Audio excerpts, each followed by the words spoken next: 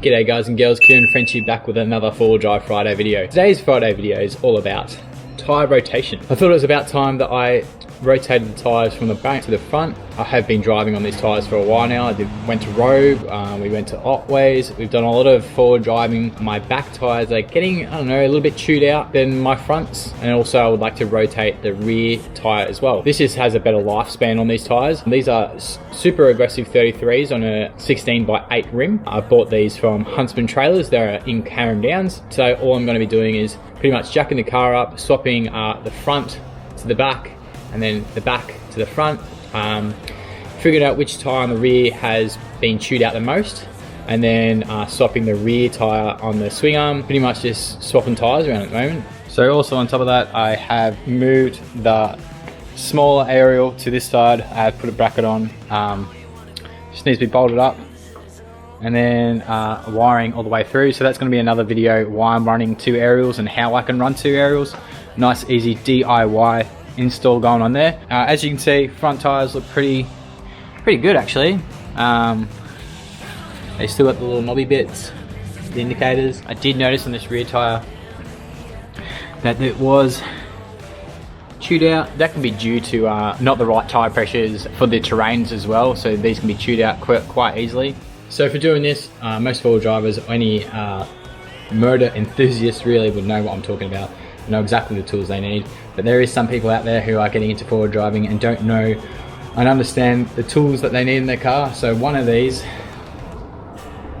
is a wheel brace. Most cars come standard with a wheel brace, and along with that they come standard with a bottle jack in their car. I'm not using a bottle jack, I'm using a proper lift jack that's suited for this weight of the car, along with that with some jack stands. Pretty much just step-by-step guide how to take a tyre off a rim, wheel, whatever you guys want to call it. Loosen these off while the car is still on the ground. Do not take them fully off, just loosen them off. Crack them, as everyone would say. And then once you have cracked all of them, start lifting the car up, and we'll put that stand underneath. You said it's gonna be a time for you and me, didn't I know it? So all the wheel nuts are loose, just like this. Sometimes they can still be a little bit tight, but I've put anti-seize paste on this, just so they do stop from getting seized on there. Doing a lot of river crossings and stuff like that, that is a major cause of these not working or them snapping off. So all we're going to do now is, I've got some blocks of woods.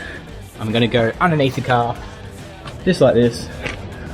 I'm going to jack this car up from here, because I'm only doing one side at a time, just this side. And then we're going to put a stand underneath the diff. Push the stand underneath and then bring the jack back down so it is on the stand.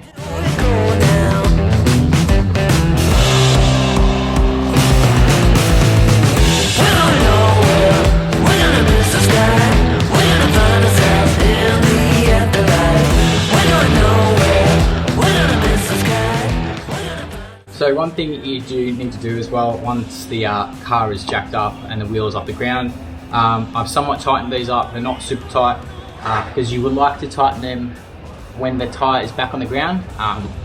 Obviously then the tyre doesn't move and you can get a better grip to it. You're going to just see the wheel has got any play.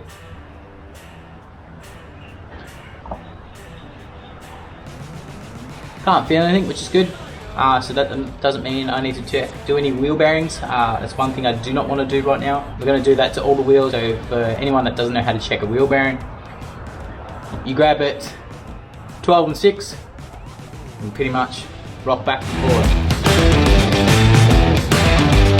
So the best way to tighten up a set of wheel nuts is like a star, going crisscross to either one and then back again.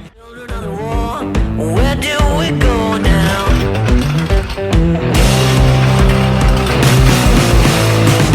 We're going nowhere. We're gonna miss the sky.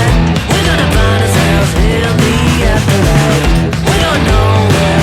We're gonna miss the sky. We want the wheel just off the ground, perfect. And then we're gonna put this one on. So this is off the front. That was the spare. We are going to grab this one.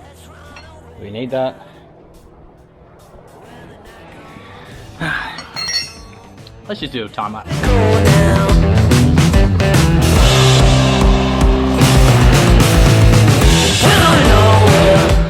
there you go guys, a nice easy quick swap around. Maintenance is the key really when it comes to cars and bikes and anything like that. So all you really need is a couple of jack stands, so preferably two if you're going to do either side or one side at a time.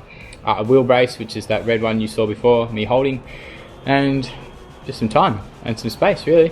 Some tyres can be rotational and then others can't, so you must read the sidewall of the tyre. They can be a little bit tricky, but most of the time they have a direction of which way the tyre's going to go. These were rotational tyres, so I can pretty much put them anywhere, any corner of this car, but it was a lot easier just to do one side at a time, and I got it done. Anyway guys, that would be that one. Try to remember to always be safe. Try to do some activities or adventures. This is an activity that needed to be done. You'll see myself and Flick you somewhere going out on the trails hopefully soon. The weather has been pretty shit, so might be some snow driving coming ahead. Oh yeah, totally forgot to add, on next video that's coming out, we're going to be talking about snorkels and what uni filters mean and why they may be a good investment for you guys.